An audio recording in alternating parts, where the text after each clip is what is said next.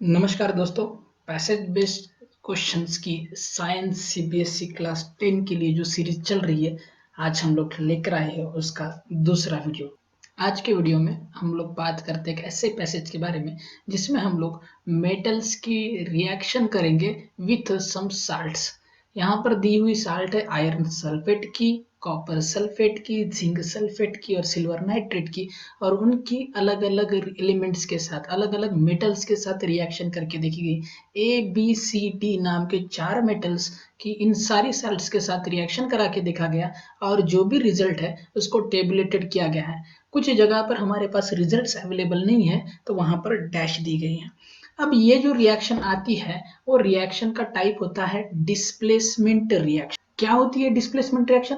मान लो एक मेटल है P और दूसरा मेटल है Q और Q की साल्ट का फॉर्मूला है QR और मैं रिएक्शन करता हूँ P प्लस QR, तो मुझे अगर प्रोडक्ट मिलता है PR और Q नाम का मेटल ये एक्सट्रैक्ट अगर हो रहा है, तो इस रिएक्शन में हो क्या रहा है? अगर more reactive metal is displacing less reactive metal from its salt, then such a reaction is called as displacement reaction।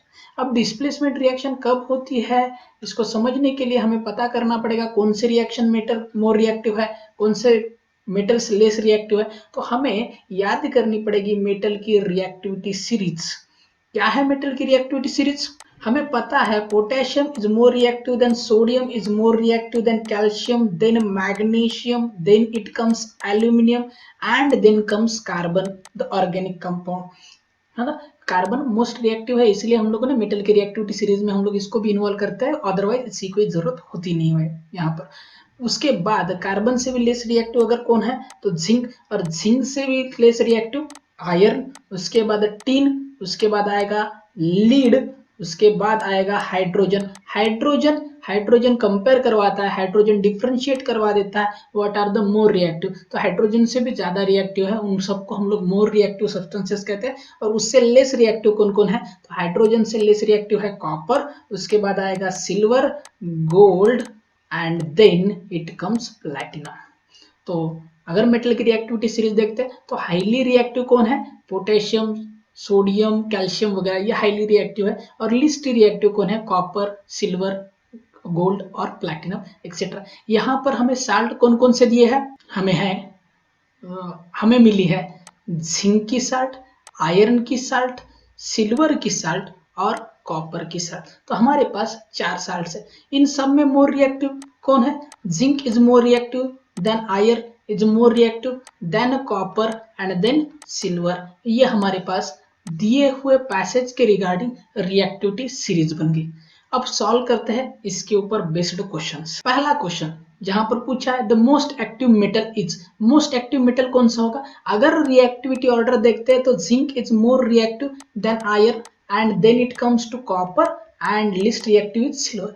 तो मोस्ट रिएक्टिव जिंक को कोई डिस्प्लेस कर रहा है क्या? यहाँ पर तो जिंक को कोई भी डिस्प्लेस नहीं कर पा रहा है, तो ये ऑप्शन हमारे पास से हट गया। अब देखते हैं सेकंड मोस्ट रिएक्टिव कौन है? सेकंड मोस्ट है आयरन, और आयरन को कोई डिस्प्लेस कर पा रहा है क्या? ए नहीं डिस्प्लेस कर पाता, सी नहीं कर पाता, डी भी नहीं कर पाता, लेकिन बी आयरन को डिस्प्लेस कर पाता है। इसका मतलब most reactive is metal B, hence the answer. अगले सवाल में पूछा गया least reactive metal is, least reactive कौन सा होगा? अगर रिएक्टिविटी ऑर्डर देखेंगे वापस से तो zinc more reactive than iron is more reactive then that of copper and silver. तो सिल्वर को भी जो डिस्प्लेस नहीं कर पाता वो हमारे पास होगा लिस्ट रिएक्टिव। यहाँ पर दिया हुआ है मेटल डी जो है ये यहाँ पर बिल्कुल ही रिएक्ट नहीं कर पाता, no displacement occurs here, no reaction takes place, hence the correct answer is metal D cannot displace and the least reactive metal is metal D। Increasing order of reactivity of metal A B C and D, increasing order क्या होगी? अब अगर D सबसे less reactive है और अगर B जो है तुम्हारा सबसे मोर है, तो ऐसा कोई ऑप्शन दिख रहा है क्या? यहाँ पर हमारे पास 2 ऑप्शन मिल रहा है, एक ऑप्शन सी और दूसरा ऑप्शन डी। इन 2 ऑप्शन में हमें कंपेयर करना पड़ेगा। अब यहाँ पर कंपेयर करना है ए और सी के बीच में कौन ज्यादा रिएक्टिव है, तो फिर से एक बार ऑर्डर के पास चले जाना पड़ेगा, zinc, iron, copper and silver.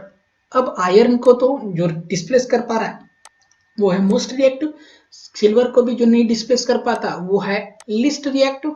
अब अगर कोई कॉपर को डिस्प्लेस कर पाता है तो बी के बाद उसका नंबर आएगा। अगर कोई कॉपर को भी डिस्प्लेस नहीं कर पाता तो वो उससे डी से थोड़ा सा ज्यादा रिएक्टिव हो सकता है। तो कॉपर को कोई डिस्प्लेस कर पा रहा है क्या?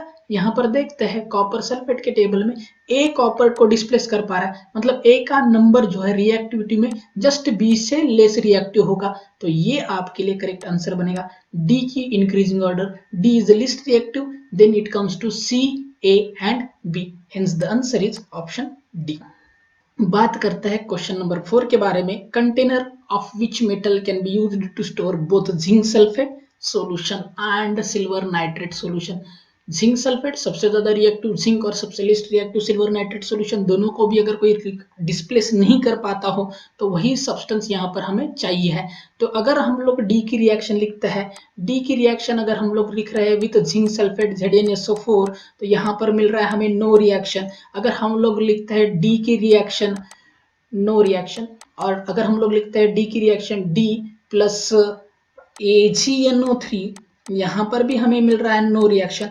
तो हमारे पास यही एक ऑप्शन है, ऑप्शन डी, मेटल डी, जो दोनों के साथ भी बिल्कुल ही रिएक्ट नहीं कर पा रहा है।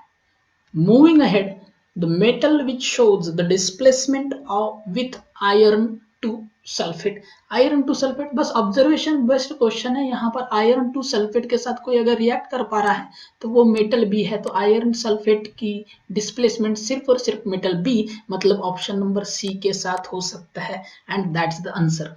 आई होप ये सारी चीजें आपको समझ में आ गई हो। अगर समझ में आता है तो लाइक शेयर जरूर कीजिएगा। धन्यवाद।